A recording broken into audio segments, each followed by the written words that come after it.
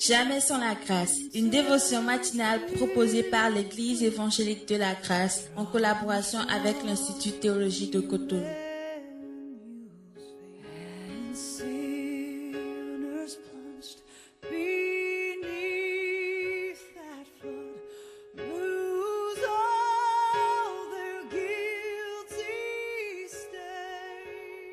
Bonjour chers amis, bienvenue encore une fois dans la dévotion du jour, cette pensée qui nous fera certainement du bien. Père, merci pour ta parole ce matin, au nom de ton Fils Jésus-Christ. Amen. Donc nous continuons dans notre psaume qu'on avait entamé depuis la semaine passée, on est encore revenu sur ça hier et nous continuons ce matin. Je rappelle le passage, c'est Psaume 45, le verset 3. Dans d'autres traductions, c'est le verset 4 qui dit ceci. « Vaillant guerrier, ceins ton épée, ta parure et ta gloire.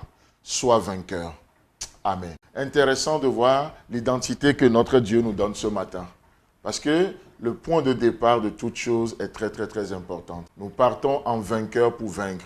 Et ce matin, c'est beau de voir notre identité. Dieu ne nous appelle pas par nos faiblesses. Dieu ne nous appelle même pas par nos réalisations. Dieu ne nous appelle pas par nos désirs, par nos ambitions. Mais Dieu nous donne une nouvelle identité en Jésus-Christ. Et il dit quoi? Vaillant guerrier. Et ce matin, je bénis Dieu pour la vie de ce vaillant guerrier qui est en train de m'écouter. Ça, c'est ta nouvelle identité, le guerrier. On peut échouer, on peut faire des erreurs, mais c'est intéressant de voir que nous ne sommes pas nos erreurs, nous ne sommes pas nos échecs. Mais combien parfois, nous les hommes, nous définissons les gens par rapport à ce qu'ils font ou par rapport à ce qu'ils n'ont pas fait, par rapport à leur taille, par rapport à leur couleur de peau, par rapport à tellement de choses. Et vous pensez que c'est seulement notre niveau? Non, on voit même dans la parole de Dieu, malheureusement, cette femme qui avait la perte de sang. Malheureusement, c'est ce que je viens de dire aussi.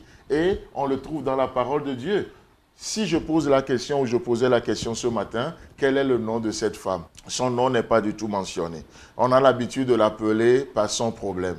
Et elle et son problème deviennent une seule personne. Donc finalement, son problème devient son identité quelque part. La femme qui a la perte de sang. La femme, on répète ça souvent. Mais vous savez quoi? C'est une mauvaise manière de voir les gens. Ce serait une mauvaise manière de se voir. Ce serait une mauvaise manière d'appréhender les choses aujourd'hui. Mais Dieu ne nous appelle pas ainsi. Dieu nous appelle vaillants guerriers. Et ça, c'est ce que nous sommes, des vaillants guerriers. Vaillants guerriers. Vous savez, on parle de vaillance, ou on parle de la vaillance quand le héros se revêt de ses armes. C'est pas juste, oui, on peut être un guerrier, mais on s'habille, je ne sais pas trop quel style je vais dire, mais on ne s'habille pas comme un soldat, pas comme un guerrier, et du coup, on ne voit rien de vaillance. Vous voyez? Mais quand le héros se revêt de ses armes, il apparaît vraiment dans tout son éclat, dans toute sa force. Vous imaginez? Parce que la Bible utilise un langage qui est tellement connu des gens de l'époque. C'est comme Paul aussi va prendre la même image pour parler du chrétien. Et dans Éphésiens chapitre 6, qu'est-ce que Paul va dire? Il va utiliser l'image d'un soldat romain qui est dans tout son éclat, qui est dans sa gloire, qui est armé de tous ses armes, qui a tout pris.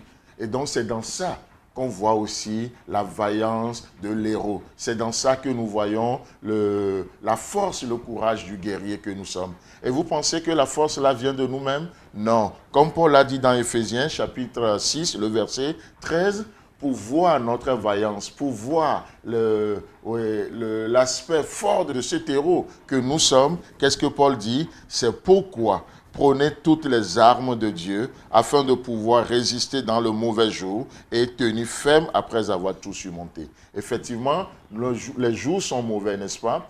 Mais ce qui fait notre clarté, ce qui fait la force, la vaillance d'un enfant de Dieu. Laissez-moi vous dire ce qui fera notre force dans cette journée, c'est parce que nous prenons toutes les armes de Dieu.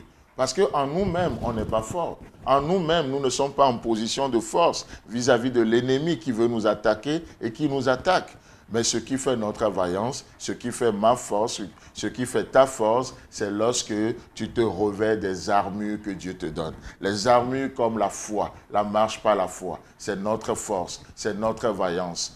Les armures comme le zèle que donne l'évangile de paix, c'est notre force. Ça fait que l'ennemi ne peut pas nous atteindre. On est zélé pour les choses de Dieu. La cuirasse de la justice, cette justice qui nous a été imputée par notre propre justice. Voyez? Donc, c'est ce qui fait la force du guerrier que nous sommes.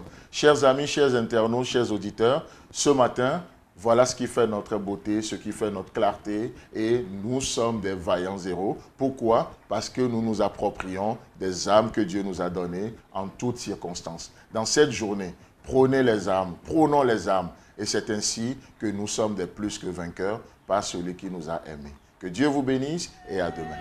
C'est tout le temps que nous avons. Si vous avez aimé cette dévotion, parlez-en à vos amis. Parlez-leur du message de la grâce et de ce qu'il fait dans vos vies. Pour un sujet de prière, une question ou plus d'informations, contactez-nous. Téléphone 64 88 35 87 ou 96 42 69 05 ou par WhatsApp au 94 75 80 20.